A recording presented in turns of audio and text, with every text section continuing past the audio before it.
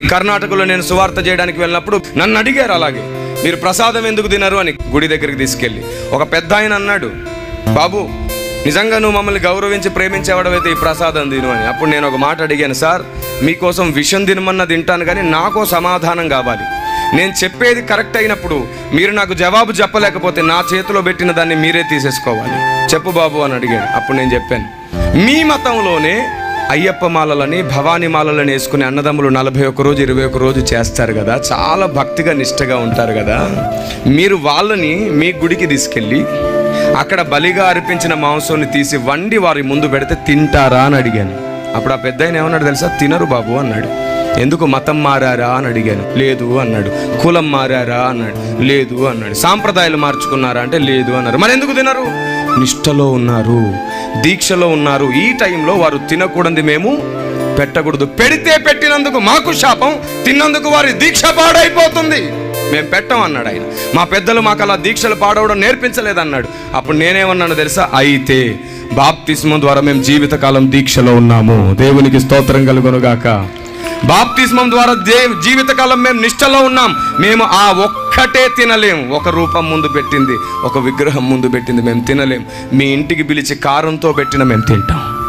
మీ ఇంటికి పిలిచి మీరు ఉత్తి నీళ్లు పోసిచ్చిన మేము తింటాం.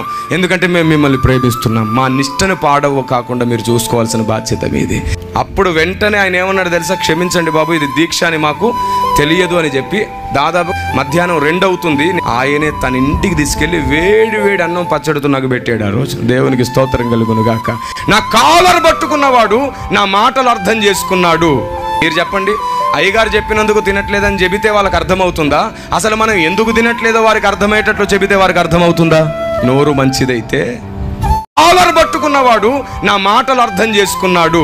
మీరు చెప్పండి, అయ్యగారు చెప్పినందుకు తినట్లేదని చెబితే వాళ్ళకి అర్థమవుతుందా? అసలు మనం ఎందుకు తినట్లేదో వారికి అర్థమయ్యేటట్లు చెబితే వారికి అర్థమవుతుందా? నోరు మంచిదైతే. మీరు పిలుస్తున్నటువంటి ఇలాంటి క్రిస్మస్ వేడుకలకి కొన్ని సంవత్సరాలుగా రావడం జరుగుతుంది.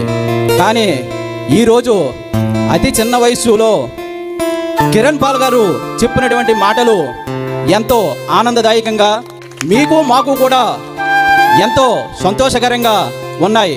సార్ చెప్పారు, మనం చేస్తున్న పనుల వల్ల కొంత వ్యతిరేకత వస్తుందన్నారు. ఇది వాస్తవం.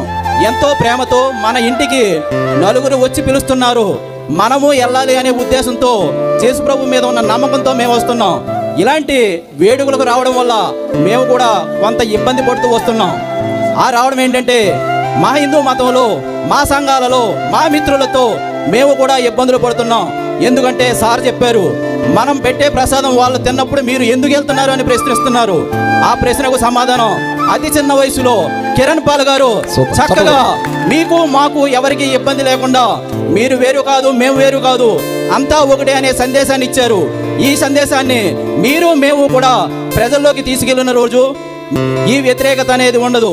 ఈ ఐక్య యూత్ వారు కిరణ్ పాల్ గారిని పిలవడం వల్ల ఈ చిక్కుముడి విడి ఈ రోజు నుంచి మీరంతా కూడా మనమంతా కూడా ఒకటే అనే సందేశంతో మనం ముందుకెళ్లాలని ఐక్య యూత్ వారు ఎంతో కష్టపడి 17 సంవత్సరాలుగా నిర్వహించిన దీనికి ఈ రోజు ఎంతో ఆనందదాయకంగా కిరణ్ పాల్ గారు ఇచ్చిన సందేశానికి ధన్యవాదాలు తెలుపుకుంటున్నాను. థ్యాంక్ యూ రెడ్డి గారు, థ్యాంక్ యూ సో మచ్.